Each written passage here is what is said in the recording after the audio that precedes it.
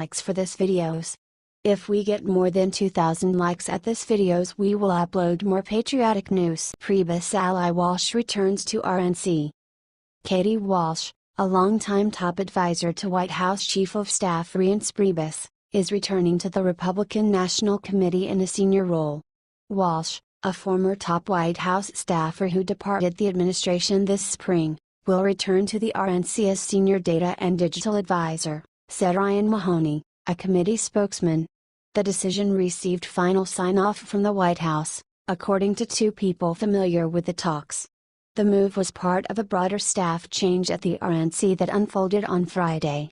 The committee abruptly announced that Ellen Britton-Goetter will serve as Chief Data Officer, replacing Jesse Kamsal, who had been serving in that role.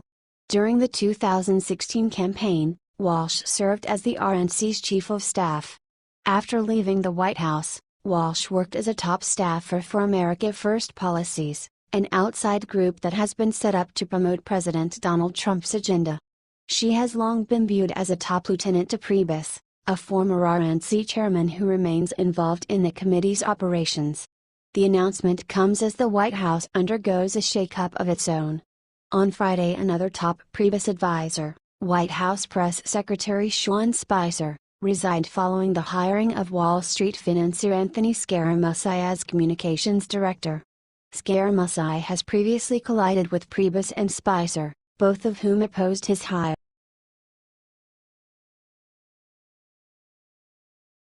Alabama agonizes over Trump attacks on Sessions. Donald Trump's harsh criticism of Attorney General Jeff Sessions is rattling Alabama Republicans, who count as some of the president's staunchest and earliest supporters. Conversations with nearly 36 local Republicans turned up fond memories of Sessions, the state's former senator, and frustration that he would be so publicly undermined by Trump. When President Trump says that, "It's disparaging and unproductive," said Jefferson County GOP Chair Sally Bryant, who hails from the most populous county in the state.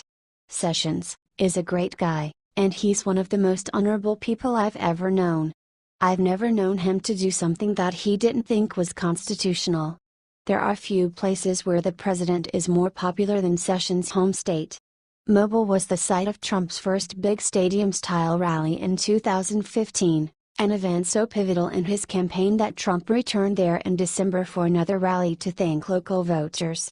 That ardor hasn't faded. A February poll showed Trump's approval ratings at 88% among Alabama Republicans, with a stratospheric 69% strongly approving of his performance. But Trump's public attacks on Sessions for recusing himself from the ongoing Russia investigation have struck a nerve in a state that elected the Attorney General to the Senate 4 times. Like Bryant, local GOP officials lined up to defend Sessions. Ozark Mayor Bob Bunting recalled that when his wife passed away on Christmas Eve in 2015, Sessions called just hours later to express his condolences and to check in on Bunting's grandson, who now serves in the military. "I was overwhelmed with that call, because nobody else out of Washington would ever call me in that way," said Bunting. "That's just the kind of person he is." Bunting, who considers himself a strong Trump supporter, was exasperated that Sessions' decision to recuse himself was being used as a cudgel against him. "And Trump expects the Attorney General to not do the right thing for the country? Dear Lord," he said. "He could be the greatest Attorney General in history if they would just let him." Sessions, who offered his resignation to the president in May, said Thursday he intends to remain in his position for the time being. Jackson County GOP Chair Ellen O'Connor felt torn between her support of Trump as an outsider and her admiration of Sessions' ideological consistency. "I don't know what's on Donald's mind," O'Connor confessed. "I don't know why he made that stupid statement. To me it's stupid. If he knew anything about how the federal government and FBI worked, he should have known that Jeff Sessions would have recused himself. The man will not go against the grain. He's a very true conservative." Many GOP county chairs and local elected officials were highly critical of media coverage of Trump and effusive in their praise of Sessions, more than few referring to him as one of the best senators in state history. They remained supportive of Trump, acknowledging that they give him leeway to make mistakes on the job, but criticized Trump for hindering Sessions' ability to do his job. "We've got the possibility of having one of the best AGs we've ever had if the media would just get off their back and return the greatness to this country," Bibb County GOP Chair Jerry Powell said, adding that, "Sometimes Trump talks before putting his brain in gear." Bunting was equally blunt. "I just wish he would throw his Twitter away and shove his shoe in his mouth. I just wish he would pull his head out of somewhere and start governing," he said. "I'm surprised he hasn't said anything about his son-in-law instead."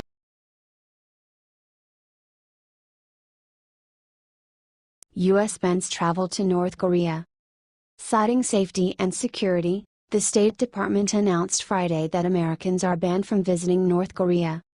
The decision comes on the heels of the death of Otto Warmbier, a University of Virginia student who died after being detained in North Korea for more than a year. Warmbier was comatose when North Korea released him in June. His parents stated he had been gravely mistreated in North Korea. Due to mounting concerns of the risk of arrest and long-term detention under North Korea's system of law enforcement, the Secretary has authorized a geographical travel restriction on all U.S. citizen nationals' use of a passport to travel in, through or to North Korea, State Department spokesperson Heather Nauert said. "We intend to publish a notice in the Federal Register next week. The restriction will be implemented 30 days after publication of the Federal Register notice announcing the restriction." She said that individuals who want to enter North Korean borders must obtain special permission. The State Department said in a statement that anyone who travels to a restricted country such as North Korea without special permission could be prosecuted for misusing a passport. Representative Adam Schiff, D. California, who has proposed legislation to bar Americans from visiting North Korea, praised the Trump administration's decision. "It's the right move," he said. "I hope we'll move forward with the legislation as well so we can codify this. We've just had too many tragedies with Americans going to North Korea. It isn't safe."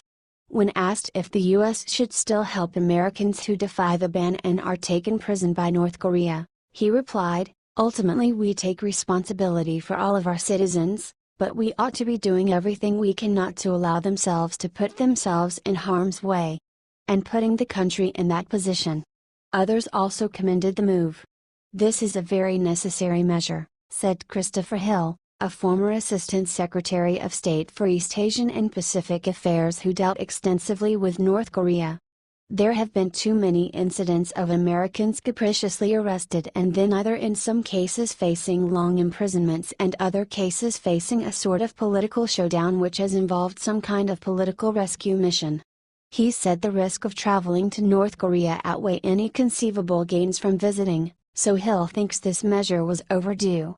Political science professor Timothy Rich, who teaches at Western Kentucky University, echoed Hill's sentiments and said that while an official restriction is a good first step, he is not sure how it can be enacted.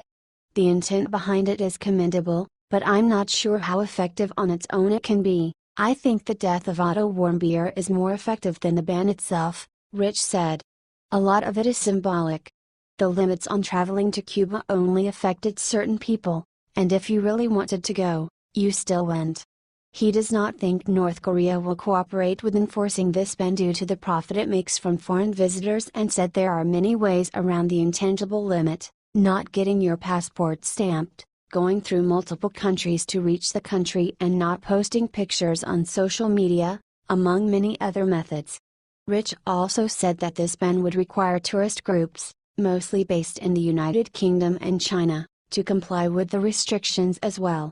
The State Department has been discouraging people to go for years, yet even more people have been visiting, Rich said. "If you went, to be blunt, it was kind of cool. Now there's going to be a stigma that might help deter people."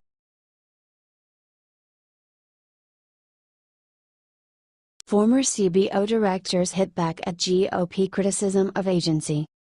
All 8 former directors of the Congressional Budget Office fired back Friday at Republican attacks on the nonpartisan scorekeeping agency over its projections that Obamacare repeal would leave millions more uninsured. In a letter to congressional leaders, the former chiefs wrote that the CBO has a long track record of producing high-quality and nonpartisan reports. We write to express our strong objection to recent attacks on the integrity and professionalism of the agency and on the agency's role in the legislative process, wrote the ex-directors, who served under both Republican and Democratic administrations.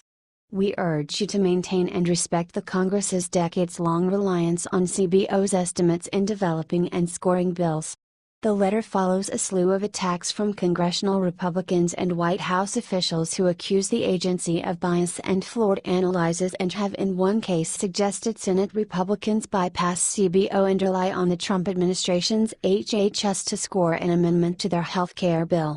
It's almost like it's not a fair analysis, OMB Director Mick Mulvaney said Thursday, ahead of a CBO report that estimated the Senate GOP's health care bill would leave 22 million more uninsured over a decade.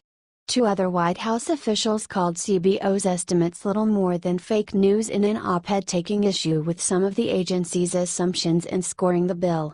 CBO's former directors have bristled at suggestions the agency is fudging the numbers, pointing to its transparency in explaining its methods and emphasizing that CBO never claims to predict the future, but often produces the most accurate projections.